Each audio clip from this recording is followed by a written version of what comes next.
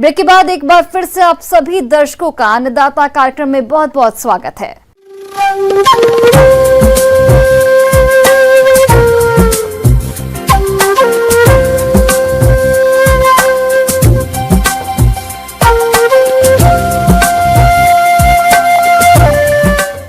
मौसम विभाग के रिपोर्ट पर साप्ताहिक कृषि सलाह इस प्रकार है।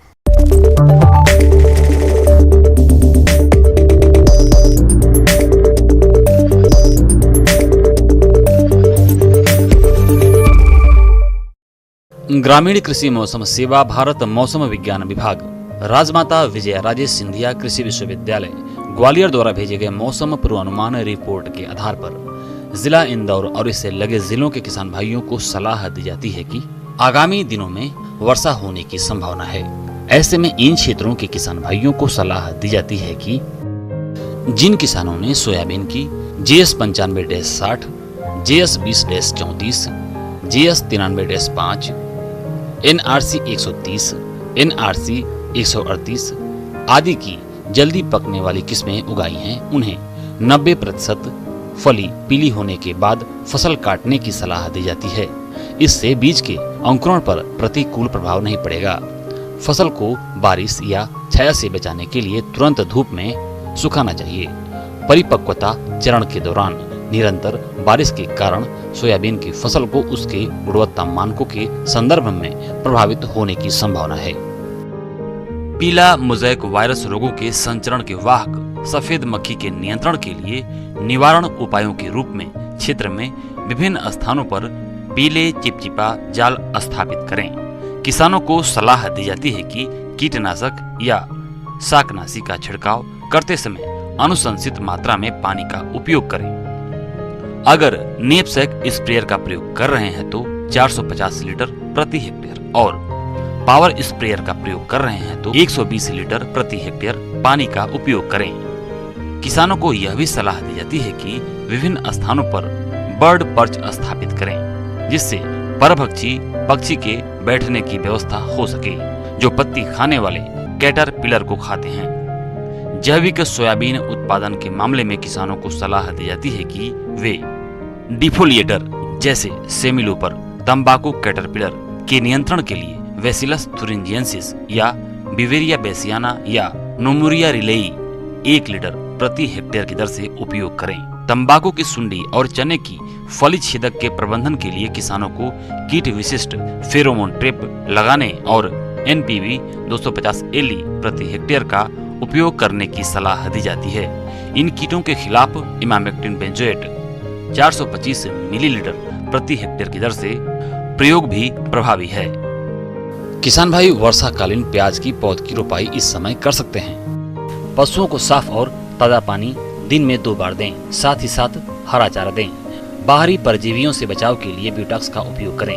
पशुशाला की नियमित सफाई करें। 1 लीटर पानी में 5 मिलीलीटर फिनाइल मिलाकर फर्श की सफाई करें। बकरियों में PPR रोग के नियंत्रण के लिए टीका लगवाएं। वर्षा से बकरियों की सुरक्षा करें। बकरियों को हरा चारा, साफ पानी एवं सूखे स्थान में बांधें एवं परजीवियों से बचाव के उपाय को अपनाएं। मुर्गियों को रानीखेत बीमारी से बचाने के लिए पहला टीका F1 7 दिनों के अंदर एवं दूसरा टीका R2B 8 सप्ताह की उम्र में लगवाएं।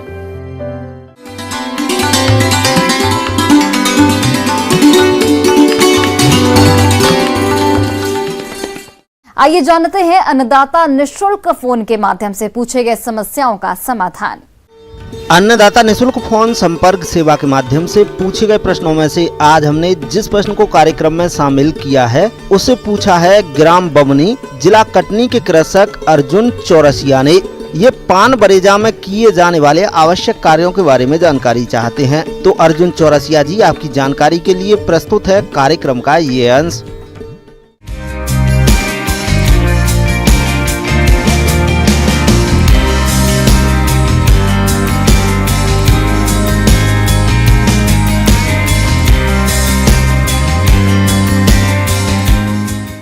किसान भाइयों, अभी बरसात का मौसम है और इस समय बरेजा में हम पान की फसल लगा रखी है।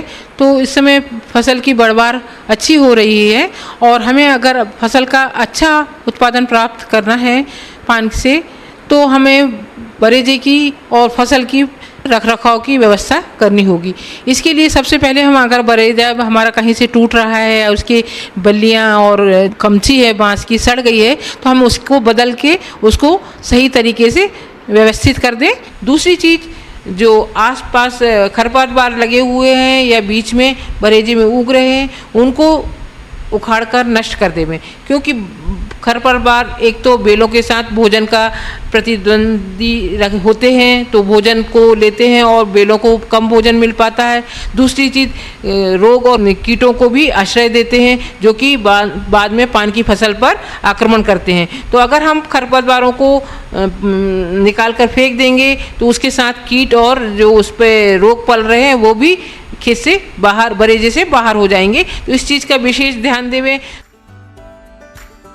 किसान भाइयों, जैसा कि आप सभी जानते हैं कि किसी भी फसल से अच्छा उत्पादन प्राप्त करने के लिए सिंचाई प्रबंधन पर ध्यान देना जरूरी होता है।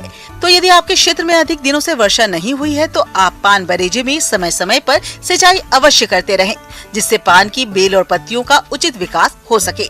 इसके अलावा अधिक वर्षा वाले क्षेत्रों में जल निकास और पोषक तत्व प्रबंधन करें। इसके अतिरिक्त पानी का निकास की भी प्रॉपर व्यवस्था रखें, क्योंकि उचित व्यवस्था रखना जरूरी है। अगर हम पानी कहीं भरा रह जाता है और जो रोगाणु हैं वो तेज़ी से फैलते हैं, तो अगर कहीं पानी भरा है तो उसकी हम नाली, बाजू से नाली बनाकर वो पानी को निकाल दें। दूसरी बात, हम उसमें बरेजे में कुछ इसके पोषक तत्व अगर कम हैं तो पोषक तत्वों को दें। जैसे इस समय हम नीम की खली और उसके अतिरिक्त कुछ और फर्टिलाइज़र जो आपके ऑर्गेनिक फर्टिलाइज़र हैं उनको पौधों में देना चाहिए। नीम की खली को अगर हमें देना है तो नीम की खली को पहले हम थोड़े एक घड़े में या नाद में थोड़ा सड़ा लें। 4-8 दिन के बाद सड़ी हुई नीम की खली को हमको क्यारियों में देना है, बेलों के बाजू बाजू में डालना है।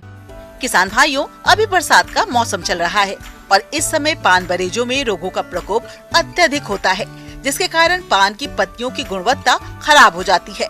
तो आप इन रोगों की पहचान कर समय रहते प्रबंधन करें।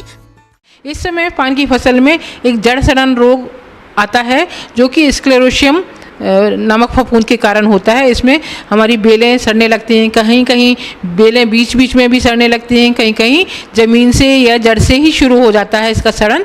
तो ये जो होता है एक फफूंद के कारण होता है और कभी कभी एक जीवाणु, बैक्टीरिया जिसे कहते हैं, उसके कारण भी बेलें सड़ने लगती हैं और पत्तियों के ऊपर भी धब्बे आते हैं। पत्तियों के ऊपर अगर जीवाणु से धब्बे आते हैं तो कत्थई रंग के धब्बे बनते हैं और उसके चारों तरफ एक पीला रंग का छल्ला सा बनता है। उससे हम समझ लेते हैं कि ये जो धब्बा है जीवाणुओं के आक्रमण के कारण बना हुआ है। तो अगर जीवाणु का आक्रमण हो रहा है तो नीले तोते के साथ हम कुछ एंटीबायोटिक जैसे स्ट्रेप्टोमाइसिन है या स्ट्रेप्टोसाइक्लिन है, इसका भी बहुत कम मात्रा में ppm में इसका उपयोग करते हैं। पार्ट्स पर मिलियन यानी 1000 में 1 भाग मिलाना होता है। तो उस तरह से हम मिला के ड्रेंचिंग करें या जो क्यारियों के बाजू बाजू में मिट्टी में भुरकाव करें और इसका हम पौधों के ऊपर भी छिड़काव कर सकते हैं। इसके अतिरिक्त बेलों के ऊपर, पत्तियों के ऊपर एक और रोग आता है जिसे कि हम पत्ती धब्बा रोग कहते हैं। ये जनरली फाइटोप्थोरा नामक फफूंद के कारण आता है। इसमें पत्तियां गलने से लगती, पहले उसमें पनीले धब्बे बनते हैं, बाद में ये धब्बे बड़े हो जाते हैं और पत्तियां गलने लगती हैं। इससे बहुत ज़्यादा हानि होती है। अगर बारिश हो रही है, नम मौसम है, तो लगातार सारी पत्तियां बेल की सड़ने लगती हैं और बेल पूरी की पूरी आपकी गल जाती है। इसके लिए भी हम बोडो मिश्रण का उपयोग कर सकते हैं। इसके साथ साथ मैनकोजेब एक दवा आती है, मैनकोजेब 2.5 ग्राम दवा प्रति लीटर पानी में घोलकर छिड़काव करें। तो हम जैसे ही रोग के लक्षण दिखाई दें उस समय तुरंत छिड़काव शुरू कर दें और 2-3 छिड़काव 15-15 दिन के अंतर पे करें तो हम इस रोग को भी नियंत्रित कर सकते हैं और अपनी फसल को होने वाली हानि से बचा सकते हैं और पान का अच्छा उत्पादन प्राप्त कर सकते हैं।